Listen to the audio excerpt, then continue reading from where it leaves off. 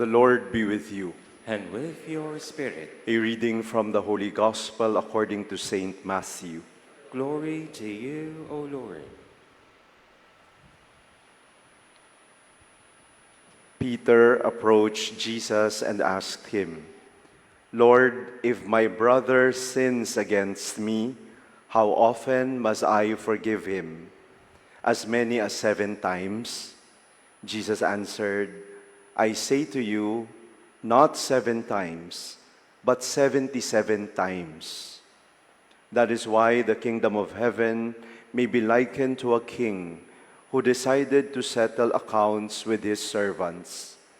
When he began the accounting, a debtor was brought before him who owed him a huge amount. Since he had no way of paying it back, his master ordered him to be sold, along with his wife, his children, and all his property, in payment of the debt. At that, the servant fell down, did him homage, and said, 'Be patient with me, and I will pay you back in full.' Moved with compassion, the master of that servant let him go and forgave him the loan. When that servant had left, he found one of his fellow servants who owed him a much smaller amount. He seized him and started to choke him, demanding, 'Pay back what you owe.' Falling to his knees, his fellow servant begged him, 'Be patient with me, and I will pay you back.' But he refused. Instead, he had the fellow servant put in prison until he paid back the debt. Now, when his fellow servants saw what had happened, they were deeply disturbed and went to their master and reported the whole affair. His master summoned him and said to him, 'You wicked servant, I forgave you your entire debt because you begged me to. Should you not have had pity on your fellow servant as I had pity on you?'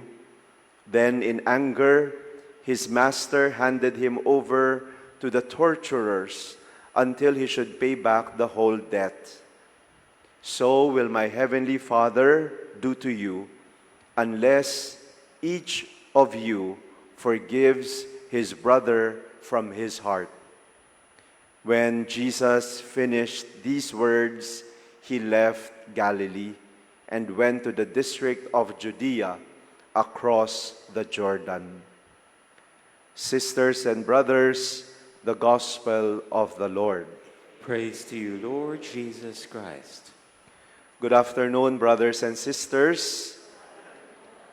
Today we commemorate Saint Maximilian Kolbe, one of those religious priests who were murdered by Hitler, one of the casualties during Hitler's regime.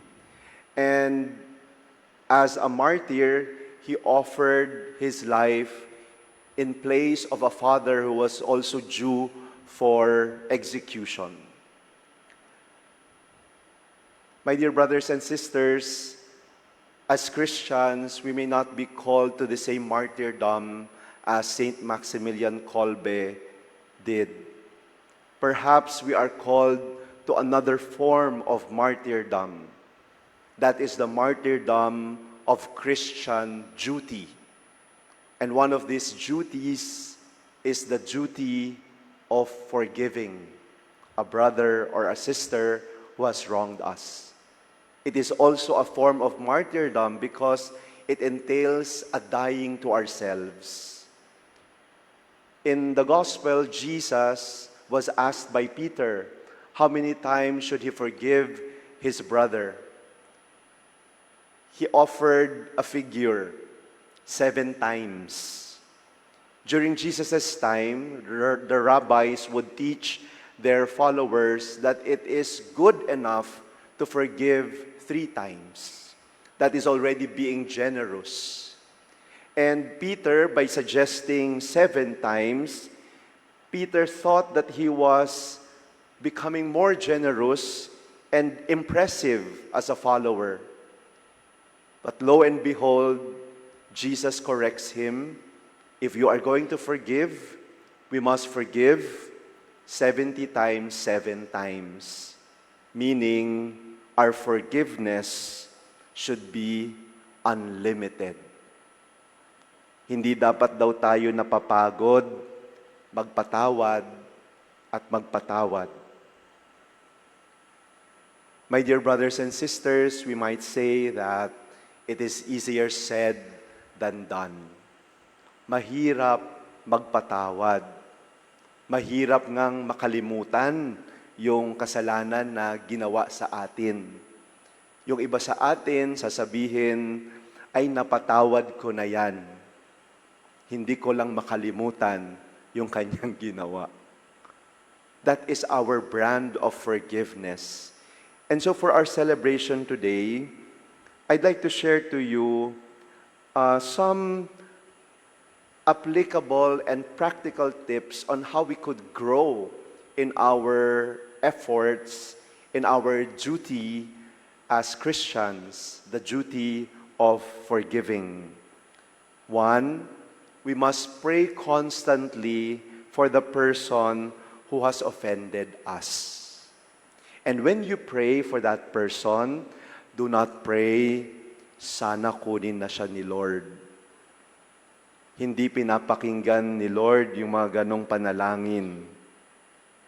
I would advise you, as I advise penitents, for example, who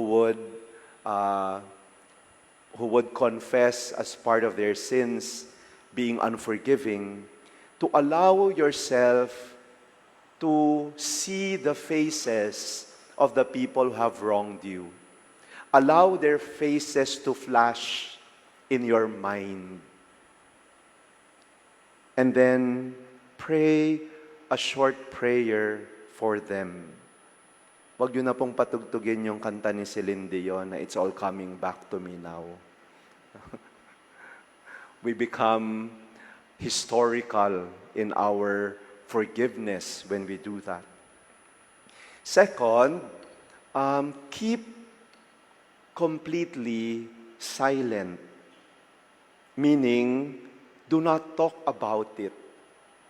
Do not be a marites.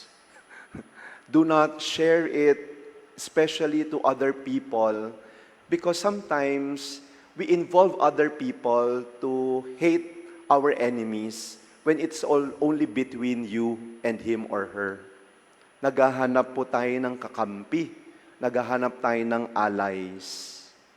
If you need to share it to your confidant, share it to your spiritual director or your confessor, so that you may be guided more spiritually. Do not share it to other people who would add grease or oil to the fight. And hopefully, before you share it to your SD, you have regulated your emotion. Kasi whenever we are too high with our emotions, sometimes even the details get magnified and get exaggerated. Third, direct your mind to blessed and useful thoughts, holy thoughts. And part of this would be to be able to identify your feelings. What was done wrong to you? What are you feeling? Acknowledge the hurt, but do not allow the hurt to guide your next actions, especially if it is still too high. The emotions are too high. Because part of forgiveness, my dear brothers and sisters, is to recognize that something was done to you. Something wrong was done. And forgiveness will not happen if we pretend that it did not happen. Forgiveness starts by acknowledging, yes, this person did something to me, but Even when I was hurt, I am also willing to give this person another chance. Our relationship may not even return to what it used to be, but at least I am freeing myself from these negative emotions. I am not allowing the negative emotions to rule my next actions toward myself or toward this person who hurt me. So watch over your heart. Bantayan po ninyo ang inyong puso, lalong-lalo na kung nagsisikip. Baka mamaya, yung taong yan pa ang maging mitya ng inyong buhay. So watch over your heart. Because psychologically, unforgiveness is a poison. It can kill you. Hindi ka makatulog, kakaisip doon sa ginawa niya. Pero yung kaaway mo, mahimbing na nakakatulog. Sino po ang lugi? Ikaw. So free yourself from these negative emotions because you are not in the advantage of the situation. When you keep on recalling what has been done to you, and whenever you harbor these negative feelings, your next actions will be based on these negative feelings. You will not only harm the person, but harm yourself.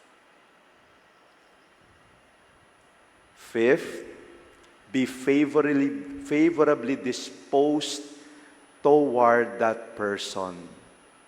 Kahit may ginawa sa'yo, umasal po ng maayos at mabuti. Hindi po ito pagiging plastic. Ito po ay pagiging Kristiyano.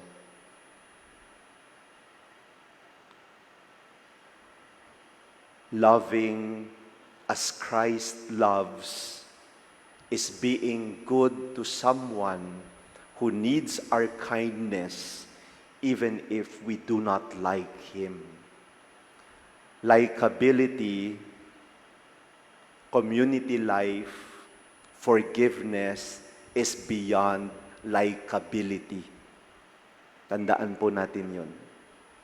To love is to do or to treat another person as a brother or sister beyond likability. And the last is to consider and to be concerned for that person and wish him the good. Pagdasal po natin na lalo pa siyang biyayaan ni Lord para sa kabutihan ni Lord, ma-realize niya na kahit ang pangit ng ugali niya, pinagpapala pa rin siya ng Diyos. And that could be a means to his or her conversion. So my dear brothers and sisters, it's easier said than done. But it takes a lot of practice and repeated conscious decisions to do this advice to make it more natural in us to be forgiving. We need the will to do it. Sabi nga nila, to err is human, to forgive is divine. Divine does not mean it is reserved for God. No, it is divine because we need the grace from God in order to carry out something as difficult as forgiving.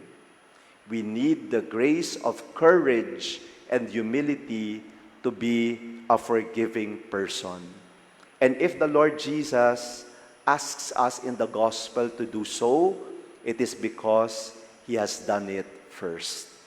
And His grace will also be sufficient for us to do what is necessary. Perhaps as an assignment from this celebration, it's good to ask yourselves, who do you need to forgive? May you have the grace to do what is necessary, even when difficult, even the unthinkable. So, brothers and sisters, let it go for your own peace. Amen.